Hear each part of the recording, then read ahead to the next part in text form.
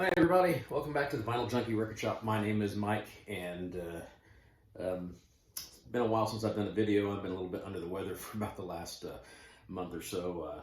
Had a little bout of the vid, but it was only about as bad as a head cold. In fact, I've had head colds that have been a lot worse. So don't let this stuff scare you anymore. Anyway. Thought it was time to do another video, and since the Super Bowl was this evening, and we all know if you're a fan of the sport, you know how that turned out. It was played between the Los Angeles Rams and the Cincinnati Bengals, and the Los Angeles Rams were victorious, which was very important to me because for the last 12 years, Matthew Stafford has been my favorite NFL player. My favorite football player of all time was Brett Favre, and then of course you can see I'm sporting my Indianapolis Colts stuff because I live in Indiana.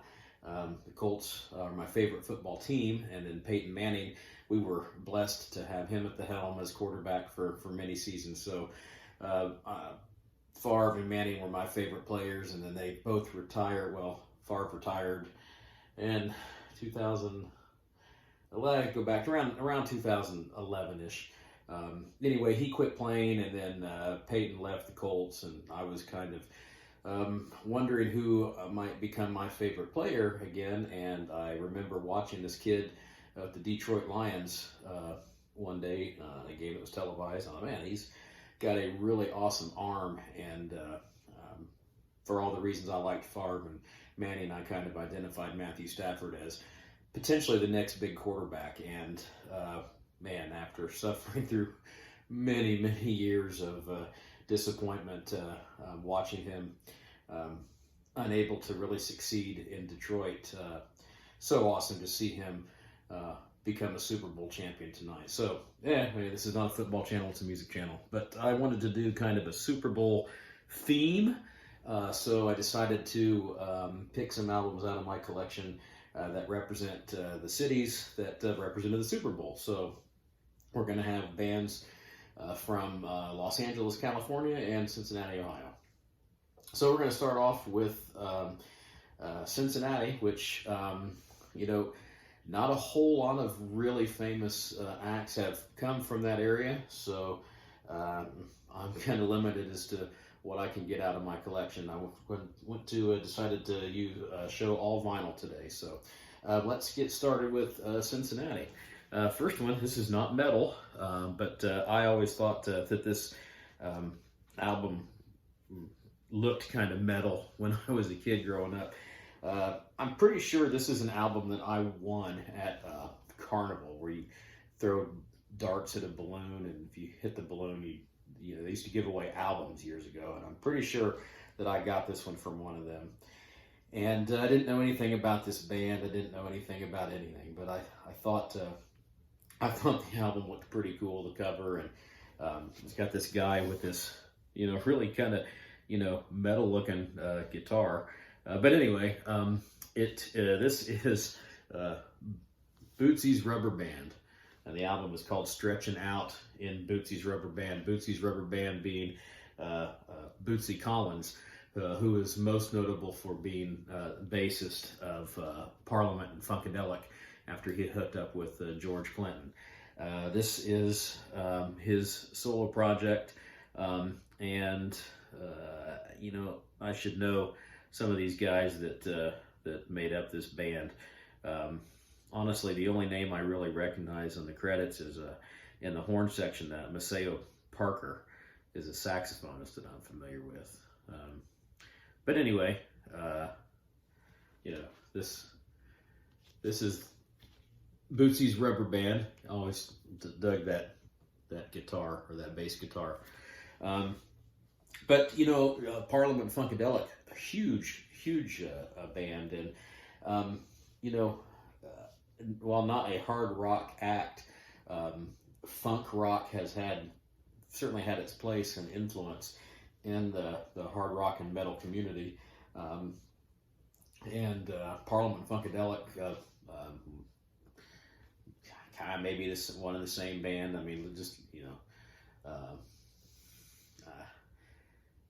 Maggot Brain, I think, being probably the closest album in that within that collective group to be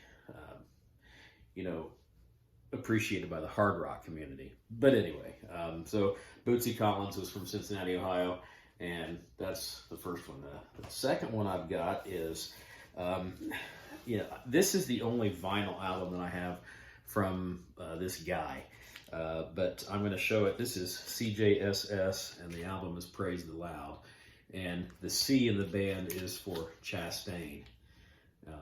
So this is a band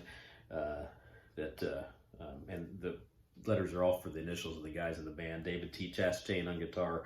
Russell Jenkins was the vocalist. Mike Skimmerhorn, who I believe he played bass in Chastain's band Chastain, and Les Sharp. But the Chastain albums were really, really good albums back in the 80s. And Chastain played that kind of a power metal that was certainly heavier than the glam or that product coming out of that had become kind of the Hollywood LA scene, but it wasn't quite as heavy as thrash. So you kind of nestled in there neatly with bands like Armored Saint, Malice, Metal Church, that kind of thing. But David T. Chastain is a very accomplished guitarist, and the albums that bared his name, I think, were the best albums that featured Leather Leone on vocals, fantastic vocalist, one of the original leading ladies of metal. And he's done a lot of different things throughout the years. He's released some albums, under his name, David T. Chastain. This one was CJSS, the Chastain Band. I think it's Southern Gentlemen, not the Gentlemen's Pistols. That's another band. I think it might be the Southern Gentlemen. Anyway, it was kind of a bluesy oriented, sleazy blues kind of a rock band. But he's done everything. If you're not familiar with David T. Chastain, look him up. He's one of the true metal legends to come out of the city of Cincinnati, Ohio. And then to wrap it up, this band, I'm going to put them in the Cincinnati area. They kind of claim Cincinnati and Dayton, Ohio as their stomping grounds. But this is a newer band, one of my favorite newer American metal bands on the scene. This is the band Warcurse with the album Eradication. This is on Svart Records, kind of an underground metal label, but there are a few more well-known bands coming out on this label. Several years ago, I went to a show in the Cincinnati area. It was a band. I should have selected this band for my LA scene. I didn't think of it until now, but the band Viking had recorded a new album after being inactive for several years. Anyway, they were going to do a short stint in a short U.S. tour, and one of the places they played was in Cincinnati. It was actually in Newport, Kentucky, which is right across the river from Cincinnati. But anyway, I went to go see the show, and I parked in the parking lot and wasn't sure if it was in the right spot, and I saw some guys unloading some gear, and I figured they'd be with the band. So I just asked them, hey, is this where the show is tonight? And it turned out it was the guys from Warcurse. So I got to talking to them that evening and met all of them and became, kind of buddies with them. I'd like to think that they would recognize me when I show up at one of their shows, or, hey, there's that old guy there's Grandpa that likes our music. But anyway, they're fantastic new wave of the American thrash metal. They sound,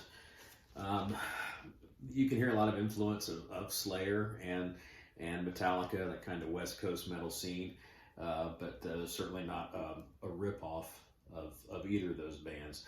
They're very riff oriented. They play fast, but they don't play breakneck thrash. It's very melodic. and lots of the guitar solos and dual guitar. It's the melody and harmony is very important in their sound, but they've got some great riffs, great songs. Highly recommend them if you haven't checked them out. Workers.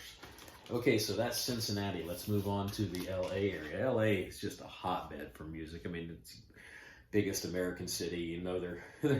There's so many bands out of LA.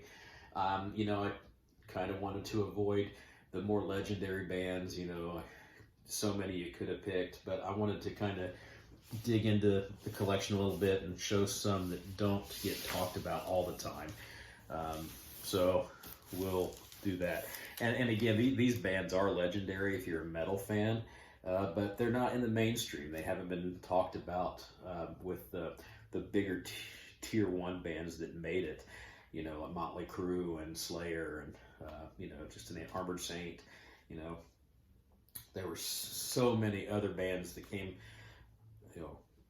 around that same time that were influential in the early metal scene that are legendary in the scene, but maybe not known to the casual metalhead. So, I picked 3 of those. So we'll get started. The first one is Omen, the album Warnings of Danger, back on Metal Blade Records. This band Omen. Now I'll be honest.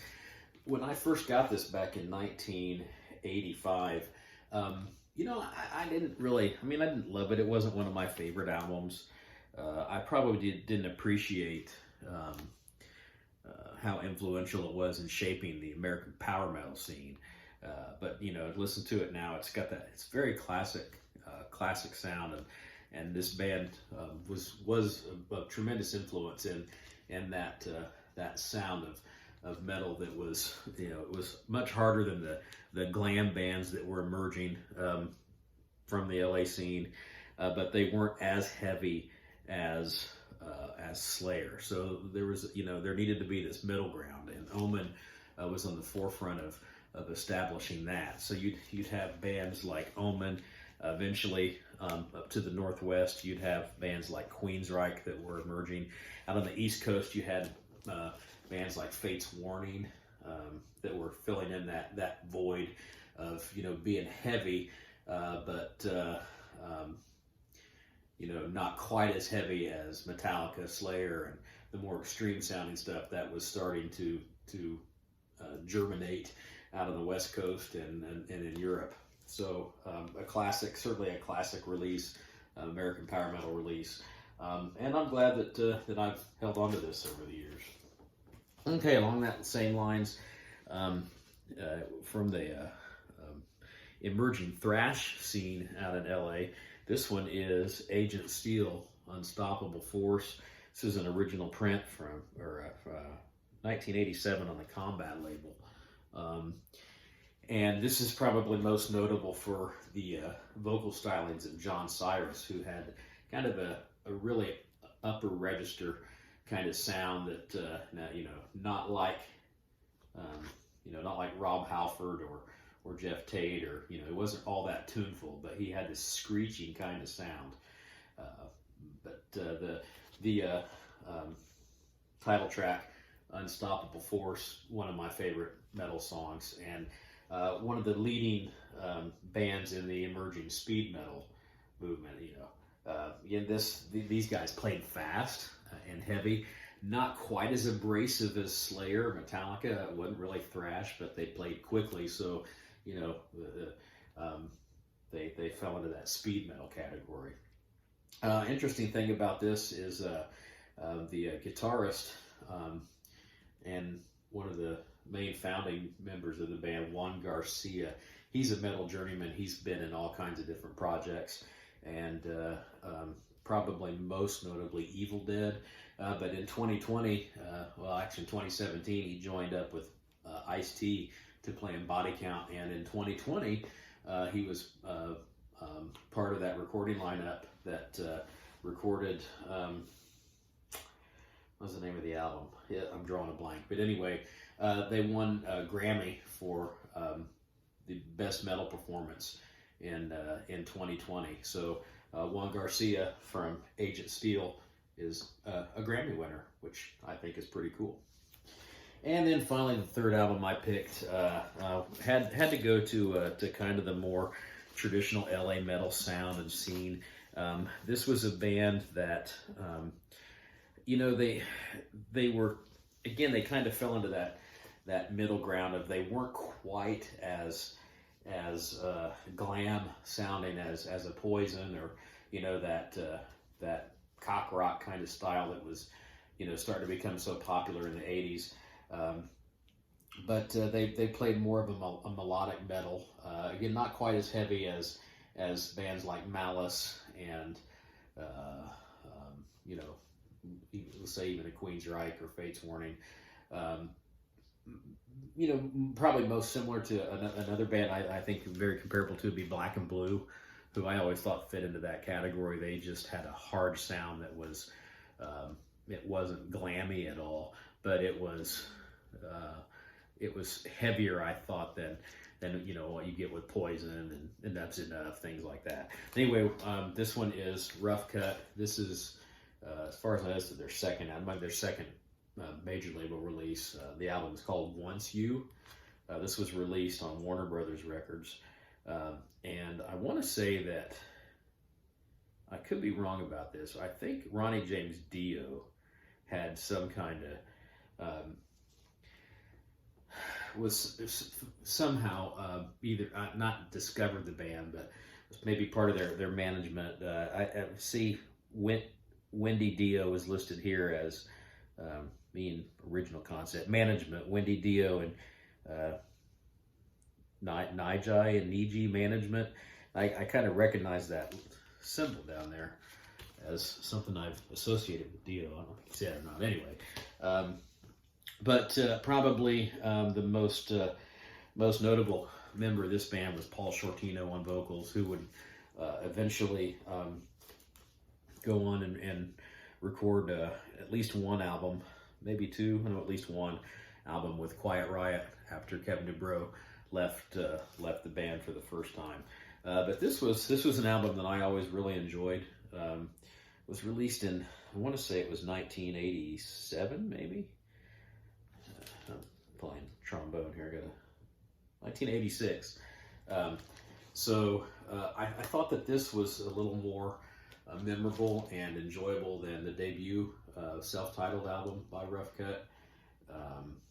But anyways, it's great songs. Lead off track, Rock the USA.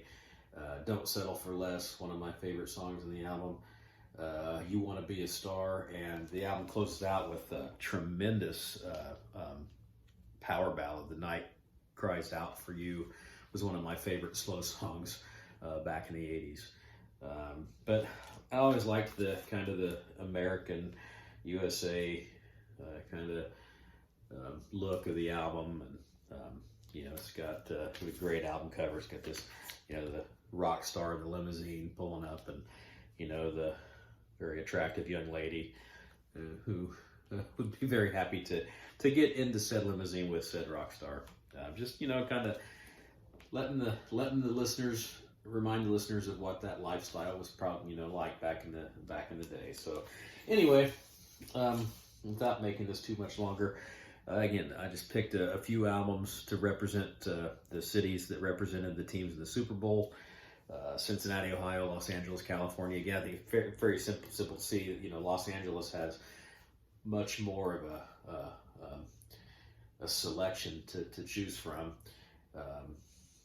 Digging deep into the history of Cincinnati music, I'm sure there are probably a lot of other bands that I could have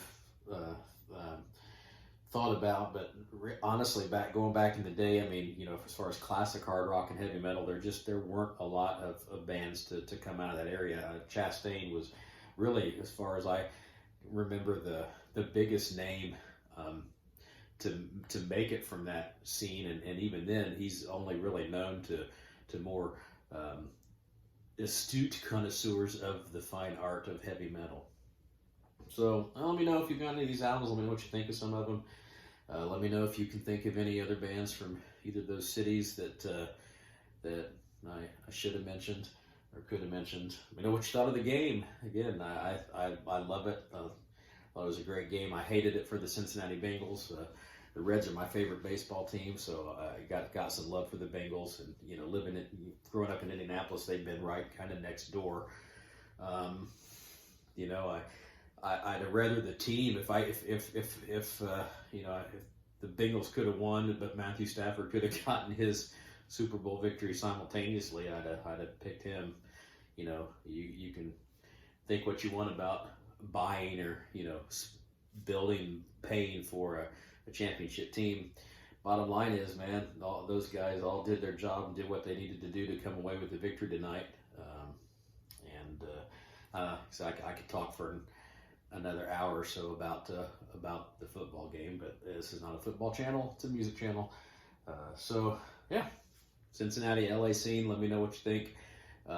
If you're new to my channel, please hit the like and subscribe. It's kind of helped me out. I'm approaching 200 subscribers. That's kind of really small in YouTube standards, but I never really thought when I started doing these videos again that there'd be 200 people that would subscribe to my channel, or even just a handful of you guys that watch my content. So to my regular viewers, thank you, appreciate it. I got some more stuff coming up. I'm gonna do an Olympics themed video where I want to talk about, I've still wanted to talk about or do a video that showcases an album that I haven't discussed in my best of 2021 collection. So that's going to be, I think, next. So yeah, that's it. Appreciate you stopping by the shop. And I'm a metalhead. You should be a metalhead too. Let them know you're metal. Bang your head, throw the goat. Catch you on the flip side.